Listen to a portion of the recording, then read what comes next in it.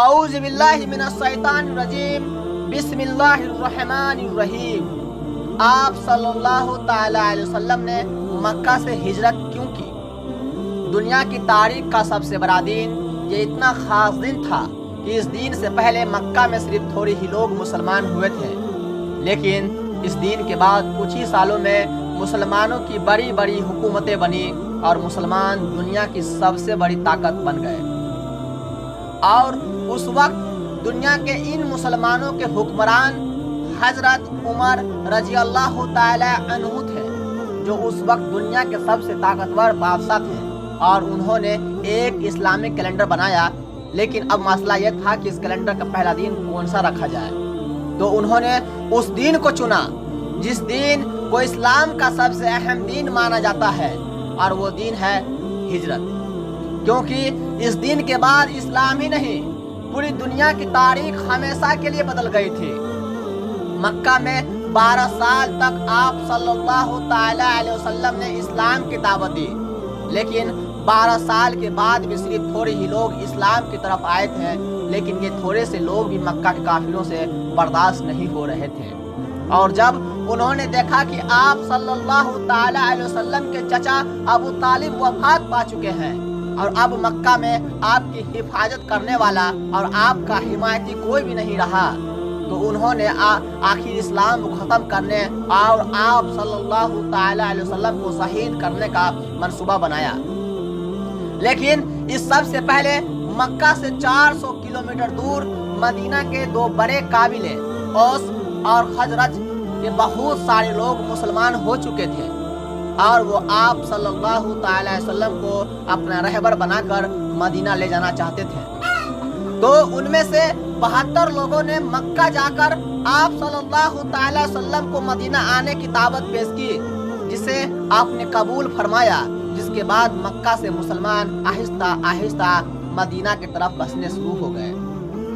کل ملا کر 70 یا 80 مسلمانوں نے ہجرت کی،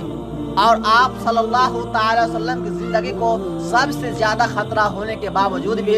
آپ صلی اللہ تعالی وسلم نے تقریباً سب سے آخری میں ہجرت فرمائی۔ مکہ والوں نے یہ ارادہ بنایا کہ وہ آپ صلی اللہ تعالی وسلم کے جانے سے پہلے ہی آپ کو شہید کر دیں گے۔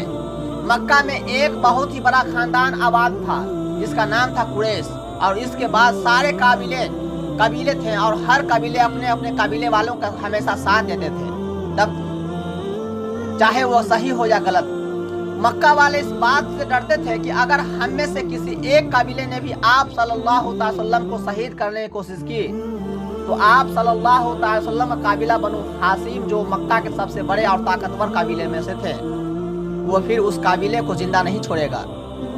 تو آخر ابو جہل نے ایک منصوبہ بنایا کہ اگر ایک قبیلہ آپ صلی اللہ علیہ وسلم کو شہید نہیں کر سکتا، تو ہم ایسا کرتے ہیں کہ سارے قبیلے مل کر ایک ساتھ ان پر حملہ کرتا ہے، جس کے بعد بنو ہاشم ہم سارے قبیلوں سے مل کر لڑنے کی کبھی بھی ہمت نہیں کرے گا، اور اس طرح اسلام دنیا سے ختم ہو جائے گا۔ تو ہر قبیلے نے اپنے اپنے ایک جوان کو اس کام کے لیے چنا، اور بالکل چپ چاپ یہ 11 لوگ آدھی رات کو آپ صلی اللہ تعالی وسلم کے گھر کے باہر پہنچے، لیکن جیسے ہی صبح ہوئی تو انہوں نے دیکھا کہ آپ صلی اللہ تعالی وسلم کی جگہ پر علی سو رہے ہیں، اور آپ صلی اللہ تعالی وسلم تو ہے ہی نہیں۔ اصل میں آپ نے حضرت ابو بکر رضی اللہ تعالیٰ عنہ کے ساتھ مل کر پہلے سے ہی طے کر لیا تھا، اور آپ اسی رات حضرت ابو بکر رضی اللہ تعالیٰ عنہ کے ساتھ مکہ چھوڑ کر جا چکے تھے۔ مگر آپ مکہ سے مدینہ نہیں بلکہ یمن کی طرف روانہ ہوئے، اور مکہ سے 5 کلومیٹر دور ایک غار میں پناہ لی، کیونکہ آپ کو پتا تھا کہ آپ کے جانے کے بعد مکہ والے آپ کا پیچھا ضرور کریں گے، اور ایسا ہی ہوا۔ اور اگلے ہی دن ابو سفیان اور ابو جہل نے مکہ میں اعلان کر دیا کہ جو بھی محمد اور ابو بکر کو پکڑ کر لے کر آئے گا اسے 10 اونٹوں کا انعام دیا جائے گا، اور اگر ان اونٹوں کو آج کے ریٹ میں دیکھا جائے تو یہ 1 یا 2 کروڑ روپے بنتے ہیں، جس کی وجہ سے مکہ سے بہت سارے لوگ مدینہ کے راستے پر آپ صلی اللہ تعالی علیہ وسلم کو تلاش کرنے لگے، لیکن جب مدینہ کے راستے پر وہ نہیں ملے تو तो उन्होंने दूसरे रास्ते पे भी देखना शुरू कर दिया। और कुछ लोग आप सल्लल्लाहु ताला अलैहि वसल्लम की उस गार तक भी पहुंच गए जहां आपने पनाह ले रखी थी, लेकिन उन्हें देख नहीं सके और वहां से वापस चले गए। अब मक्का में अबू जहल और बाकियों ने मिलकर हजरत अली को बहुत मारा, लेकिन उन्होंने आपकी पनाहगार बारे में कुछ नहीं बताया। फिर वो सीधा अबू बकर के घर पहुंचे और उन्होंने उनकी बेटी आसमा से पूछा, लेकिन उन्होंने कुछ भी नहीं बताया। तो अबू जहल ने उसके मुंह पर जोर से थप्पड़ मारा, लेकिन हजरत आसमा इस सबसे बावजूद भी 3 दिन तक मक्का वालों से छुपकर आप सल्लल्लाहु ताला अलैहि वसल्लम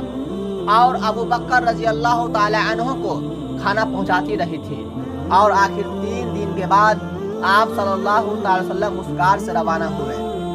और अबू बकर रजी अल्लाह ताला अन्हु ने पहले से ही एक आदमी से सौदा कर रखा था और उसे अपने 2 सबसे अच्छे ऊंट भी दिए थे कि 3 दिन के बाद हमसे आकर इस गार में मिलना और अपने साथ ये 2 ऊंट भी लाना। अब इस आदमी को चुना बहुत मुश्किल काम था, क्योंकि अगर ये भी 2 करोड़ इनाम के लालच में आकर आप सल्लल्लाहु ताला अलैहि वसल्लम को धोखा दे देता तो फिर क्या होता। उन्होंने इस इतने खास काम के लिए अब्दुल्ला बिन उरैकत को पसंद किया था, जो खुद उस वक्त मुसलमान भी नहीं थे, लेकिन उनके पास एक खास इल्म था। उनको अरब के बहुत सारे खुफिया रास्तों का पता था जिस पर बाकी अरब कभी भी नहीं जाते थे। और आप सल्लल्लाहु अलैहि वसल्लम को एक ऐसे ही आदमी की जरूरत क्योंकि उस वक्त पूरा अरब आपको ढूंढ रहा था।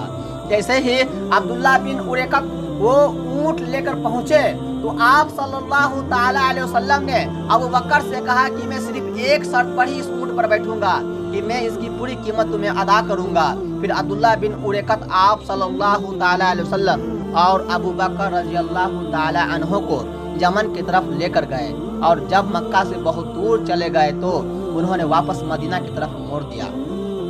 और समुंदर के बिल्कुल करीब से बिल्कुल राजदार रास्तों से मदीना की तरफ रवाना किया। मदीना पहुंचने से पहले आप सल्लल्लाहु ताला अलैहि वसल्लम ने कुछ दिन कुबा में कायम किया और आखिर कुछ दिन बाद मदीना की तरफ रवाना हुए। और मदीना तशरीफ लाने पर मदीना वालों ने आपका ऐसा इस्तकबाल किया जिसे आज तक दुनिया याद रखती है। जब आप मक्का से रवाना हुए थे तो आपके जाने की खबर किसी को भी नहीं थी, लेकिन जैसे ही आप मदीना के करीब पहुंचे मदीना वालों ने आपका इस्तकबाल बिल्कुल एक बादशाह और रहबर की तरह किया। और मदीना में हर एक की ये ख्वाहिश थी कि आप सल्लल्लाहु ताला अलैहि वसल्लम उनके घर में रहे, लेकिन आप ये फैसला अपने ऊंट को करने दिया कि जहाँ भी आपका ऊंट बैठेगा आप वहीं रहेंगे। और इस तरह मदीना में किसी का भी दिल नहीं दुखा और उसी के पास मस्जिद नबवी भी बनाई गई। और मदीना वालों के इसी फैसले की वजह से मदीना अरब के अहम शहरों से कुछ ही सालों बाद दुनिया का सबसे ताकतवर शहर बन गया और यहीं से दुनिया के फैसले होने लगे। और इसलिए आज तक मदीना के अनुसार ही ये कुर्बानी मुसलमान कभी भी नहीं भूले हैं। अल्हम्दुलिल्लाह दोस्तों, अगर आपको ये वीडियो अच्छा लगे तो हमारे वीडियो को लाइक करें, सब्सक्राइब करें, कमेंट करें। दोस्तों इस तरह की बात हम आपके पास पहुंचाते रहेंगे। खुदा हाफिज, दुआ में याद रखना।